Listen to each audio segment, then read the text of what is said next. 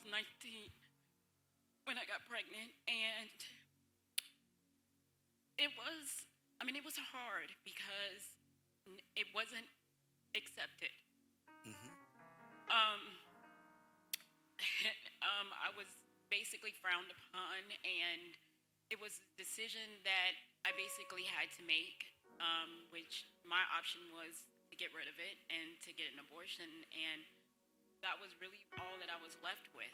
And the ideal of it all would have been great, I can get rid of what I thought at the time would have been a problem in my life. Um, and my mom had scheduled everything, and that very day, I woke up, and something inside of me told me, don't. And I just couldn't do it. Um, and so my mom had went out of town, and when she got back, I was still pregnant. So she wasn't happy with that. But um, you know, at this point, she let me know that this was going to be your child, and you were going to have to make do. And I was not raising a child. And so I was scared, and I hid my pregnancy from the world, and I went to church, and because it's like I'm not married, and that's just not what you're supposed to do. And um, but So, I Kim, let me stop you there because I want us to deal with that and speak to that.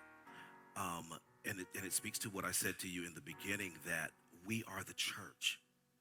We are the body of Christ. We should exemplify who he is and what he would do. And you remember that phrase back in the 80s or 90s or whatever, what would Jesus do? In a situation like that, what would Jesus do? Should she have to come to church and feel like an outcast because this has happened to her? Should she have to band herself and hide herself because, you know, her problem will be publicly put on display, but yours is hidden? If we are the church, let's be the church. In the 21st century, let's not make our young adults and youth feel like because this happened to you, you got to hide yourself and you got to draw back. As I said that, I thought about Bishop Jakes and his daughter. His daughter was pregnant at 13. And he said he felt like it was one of the worst things that could have ever happened to him. His ministry is thriving. And here it is, his daughter, who is 13, is pregnant. But now, his daughter, who was 13 then and pregnant, is the successor of his ministry. And so we have to be able to take situations like that, put them in perspective, and move on and watch what God will do.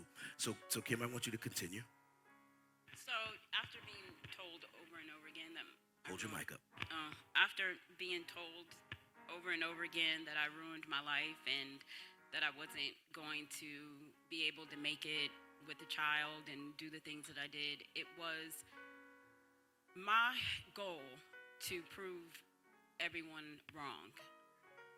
And so I did go to school. I couldn't go to USC or Tuskegee like I wanted to, but I went to school here, and I held down two jobs.